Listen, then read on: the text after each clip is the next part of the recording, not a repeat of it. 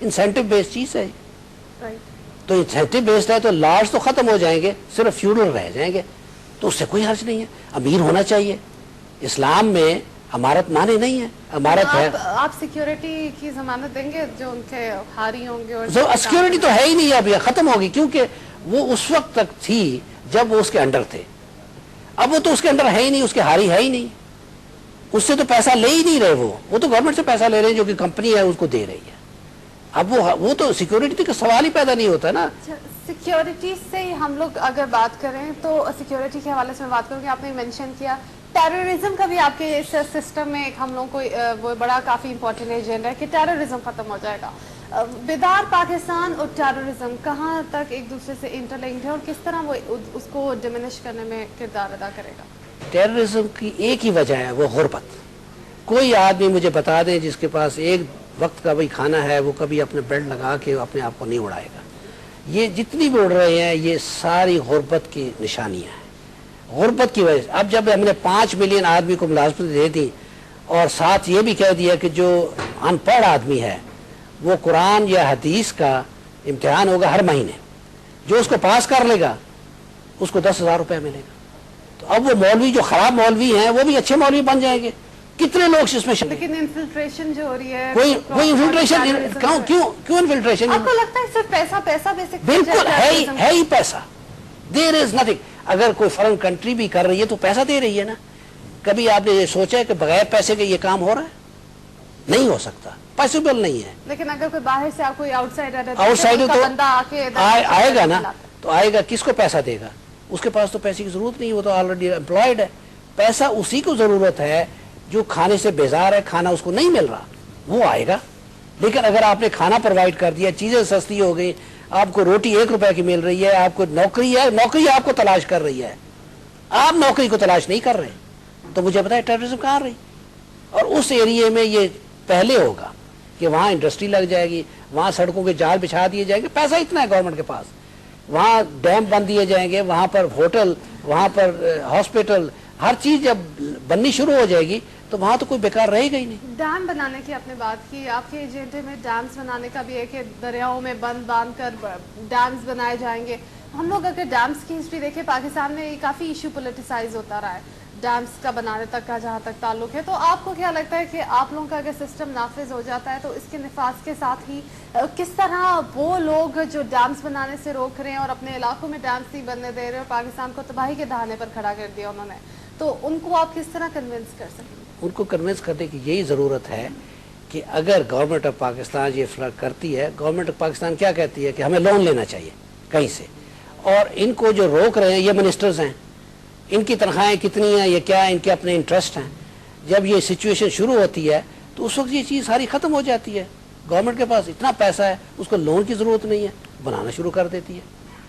تو یہ ایک ایسا سسٹم ہے جس سے کہ گورنمنٹ کو کیا, ہر ملک کو فائدہ ہو سکتا ہے. اچھا, 7 سال سے آپ اس سسٹم کے نفاذ کے لیے کوشاں ہیں, ہم نے اپنے پلیٹ فارم پہ بھی دیکھا, اب the work you are doing.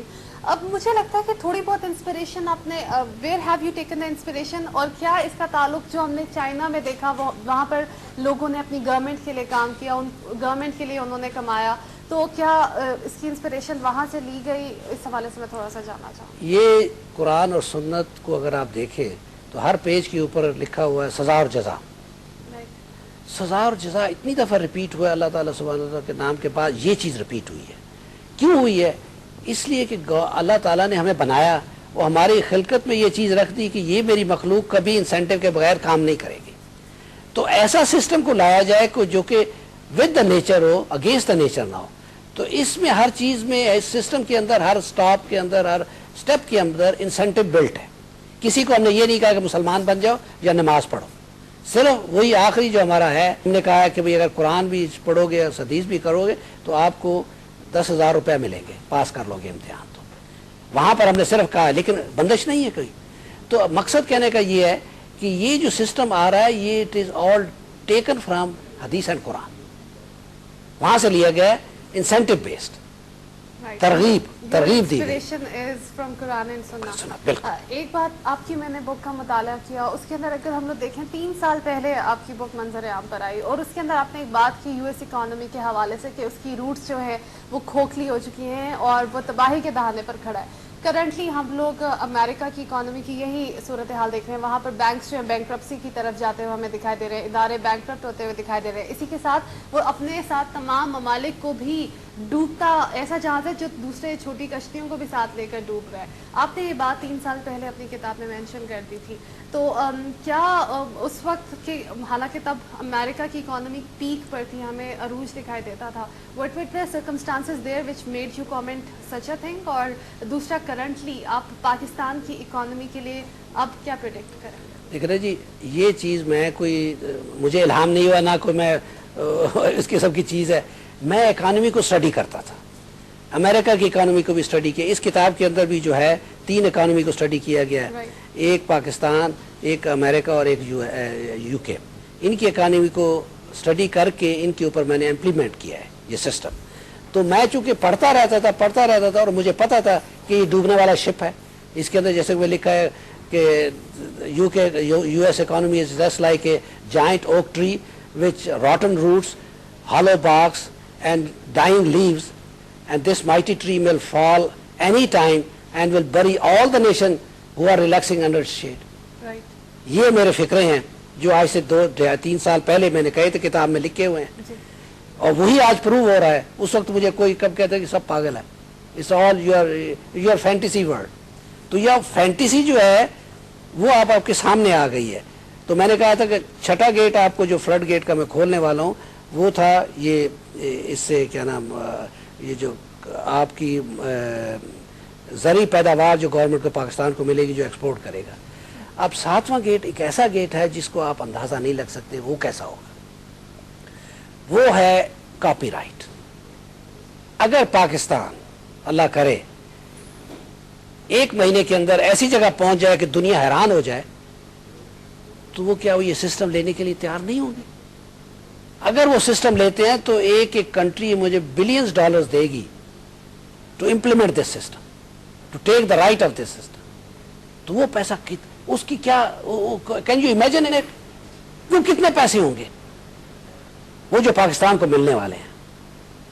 اب مصیبت تو یہ ہے کہ جو ہمارے مشیر ہیں یہ IMF کے، یہی میں آپ سے اسی طرف میں بات لے کر آ رہی تھی. اپنے جتنے بھی فلڈ گیٹس کی ویورز انہوں نے بات کی کہ ہم نے بات کی کہ یہ آئیڈیل اس طرح کا ہو جائے گا، لیکن ساتھ ساتھ آپ کی سٹیٹمنٹ تھی کہ اگر اس طرح ہو جاتا ہے، اگر if this happens، تو the word if، کیوں یہ جو ورڈ ہے اتنا اپنے آئیڈیلسٹک آپ نے سوچ دی اور کافی پاکستان کو برائٹ اینڈ فیوچر کی طرف لے جانے کی بات کی، تو why not the government is taking keen interest in your idea? اور آپ نے کیا ابھی تک حکومت کو یہ آپ نے پیش نہیں کیا، آئیڈیا پریزنٹ نہیں کیا اس سسٹم کا؟